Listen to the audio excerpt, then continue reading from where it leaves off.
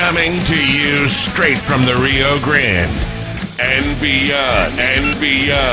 Broadcasting to the four corners of the globe. So grab your seat, your coffee, or your sundowner. Okay, everybody, here we go. On point, as always.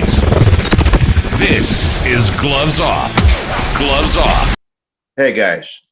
Number one, I want to thank you all for continuing to watch Gloves Off and watch our show and watch this still small podcast on this corner of the world. And we're trying to bring the best content to you all, trying to inform the public, inform the community about things happening in the community, small businesses, issues, candidates, things that affect our daily lives. You know, I think everybody here loves the Constitution of the United States. I think everybody here understands that it's we the people, it's not I the person. Well, there's an incident that occurred. It always happens during elections. There's, I'm going to use the term city. The city of Laredo always shows its true face during elections. I'm going to tell you what happened. There was an incident that occurred at the parade. But before that goes forward, share, like, comment. We're trying to use this platform to reach out to everybody. There's an incident that occurred in the parade, and you had two candidates. I'm not here in support of any of the two candidates that came out that were involved with the occurrence of what it is, because it is an occurrence of discrimination. Now, what happens is the police were used. Have the police been used before when elections come in? Of course they have. You know, what's sad is that the police and law enforcement for a very long time, I'm going to divide the two. I'm going to put law enforcement on one side and the Laredo Police Department on the other. They have been used by certain individuals, certain political parties, certain political movements as little enforcers, little intimidators, and I'll explain the ways. If you had the wrong bumper sticker of a wrong candidate, well, guess what? You got stopped, you got a ticket. It occurs, it happens. If you have a sign outside your business and you own a small business and you had the wrong sign, well, the inspectors will show up and kind of harass you. It's all about harassment. And they'll tell you right away that the sign's there. I've seen it. I've seen it at a friend of mine's restaurant where they're eating and the inspector came in, basically told him he was going to give him a ticket for what? You don't have this done. And maybe you should look at putting another sign. And I witnessed that. Well, anyway, those little types of intimidation happen all the time. I'm not trying to say that every incident's the same, but those things do happen. They are influenced by the powers above the establishment, if you want to put it and say that way. Well, anyway, this happened. What I'm talking about is the incident that occurred at the parade. You have a candidate, a Republican, Sandra Whitten, going out there, and she's walking with her kids, and she has on her shirt. She's proud, Sandra Whitten for Congress. And she was harassed by several police officers. You can see the video. I'm going to show it right here on the side, and you can see what occurred. Not because we were passing out anything. They made us go and turn our shirts inside out. And then Henry Cuellar and Justin Harris and everybody had all of their stuff, peppering everything. I followed the rules. I played by the rules. I agree. I wanted to keep on going. They will. They're stopping me. So.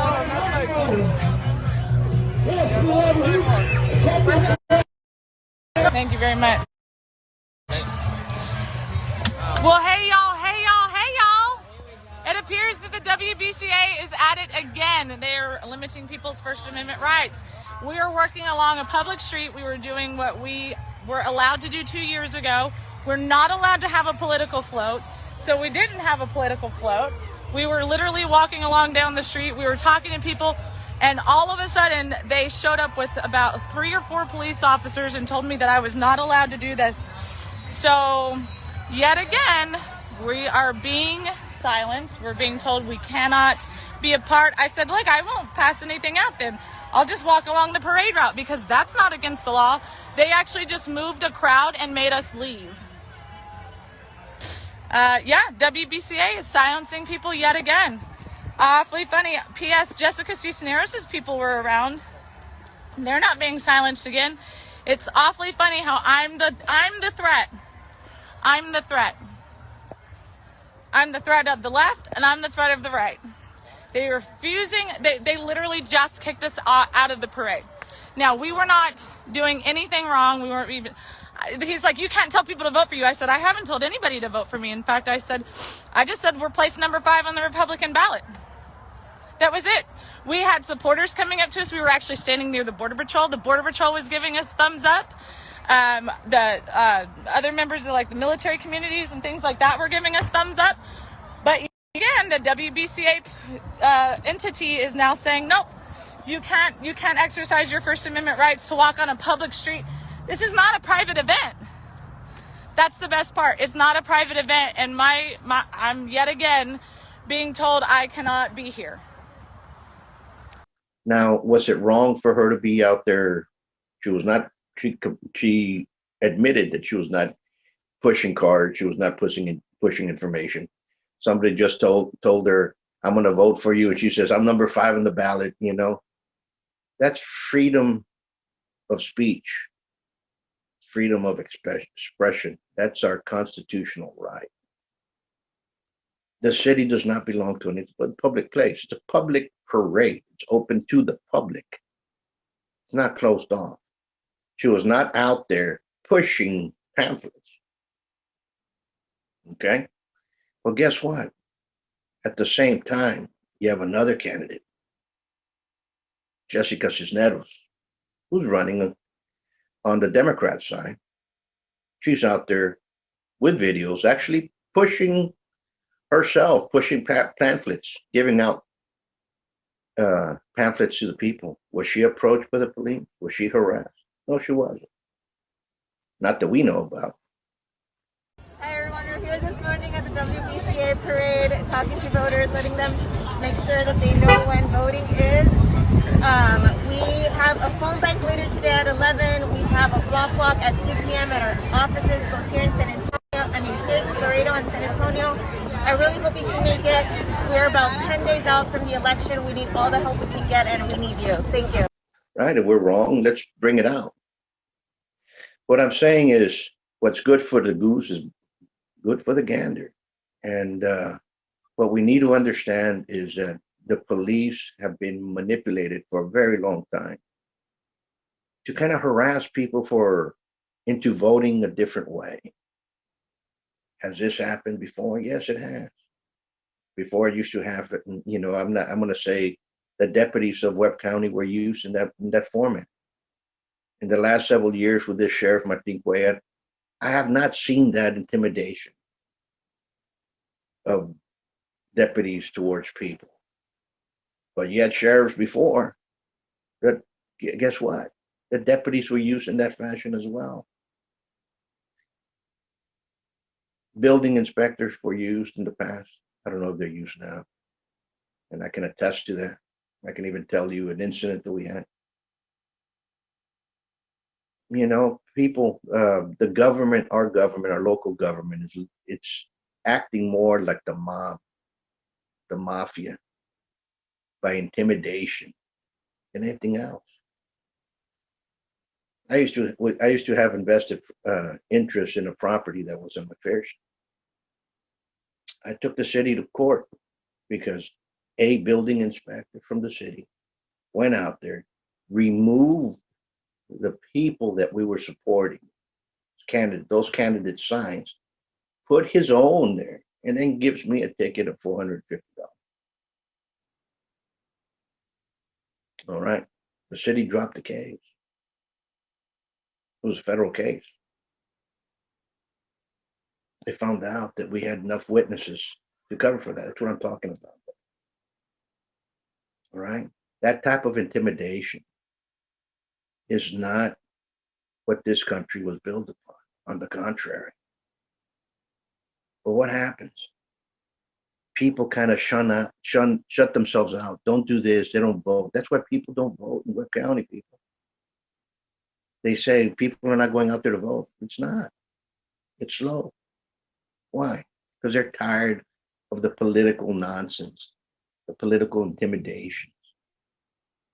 I'm not here for any one of those two candidates, whether it was for Sandra Whitten or for Jessica Cisneros. I'm not here endorsing either one. In fact, I already voted. I didn't vote for any of the two. But discrimination, I'm going to stand up against that. If it had happened to Jessica Cisneros, I'll be out here saying the same thing, but it didn't happen to Jessica. It happened to Sandra. Okay, what's the issue? What was the discrimination about? That she's Anglo? She's Republican? That she speaks her own mind? Is that the problem? I mean, because definitely it was an attack towards her. It was a harassment attack. How come it wasn't done to the other candidate? It always brings Laredo back down to squares, zero, starting back up again because of this political nonsense during political seasons. Believe me, I've helped out many candidates. Okay, I protected several. Okay, I used to like security for several judges. And the reason for that was because there was always some type of intimidation, usually by deputies towards judges in different precincts. Okay, it's crazy. It's crazy. I can tell you stories, but that's for another time. But right now, people, we have to express our right to vote. We have to go out there and vote, and we have to stop this nonsense. Okay, vote them out. If a police officer is intimidating you because of who you're supporting, file internal affairs complaint against them. Take a picture, videotape. We don't need those police officers there. We need good police officers there. The good peace officers have to start standing up and saying enough's enough. Start getting that person in the locker room and saying, you know what, you screwed up. Because this has to end. The harassment of people for expressing their views under our First Amendment rights is wrong. Okay? She was not causing anything wrong. She was just walking down the street. When blatantly you have the other candidate doing the same thing. How come the other candidate was not approached? How come the other candidate was not harassed? I think we all know the answer. But we have a last week for early vote. Go out there and vote. Okay? Till next time, listen, we have a lot of, and that's another point that I'm going to talk about the show. We're going to be interviewing small businesses. Any small business that wants to come out here and explain their story. It's a great story. Come on out here. Give me a call. Drop me an email at buitronacademy2012@gmail.com. We're going to start doing an evaluation. How can I say? A lot of folks don't know that I'm an executive chef. I'm an executive chef by vocation. We had restaurants and so on and so forth. And I haven't been in the kitchen, but that does not mean that I've not been around restaurants or dealing with issues with restaurants, because I've done that as a consultant for a while now. But we're going to start reviewing restaurants and food, because there's a lot of great cuisine that's out here. We're going to start bringing them out to the public. So that's going to start. We're going to do that every so often and kind of showcase a restaurant. Okay. I'm not talking about the big old corporation. I'm talking about the mom and pop restaurants that are out there, and the guys that are the small entrepreneurs that they're going to go into the kitchen and try to. I'm talking about all that. We have some great food here in Laredo. We have some good stuff. Laredo's a beautiful place. But let's not bring it down with the bad elements. In fact, let's start voting those bad elements out. So we got other stuff coming in. We got a documentary on what we call the judicial Cosa Nostra, the war on parents. That's a problem that we have. And I'm going to put the first part of it up here. You'll learn a lot. And take an eyeful of what it is. Pay attention to it because it happens every week. Until next time, you guys stay safe, be safe. And we have some other candidates coming up this week. We're going to start talking to more people about the elections and what needs to happen to Laredo. And for you guys out there, always complain and say, well, I'm not getting the results. They're always voting in the same people. You know what? There's a slew of candidates everywhere.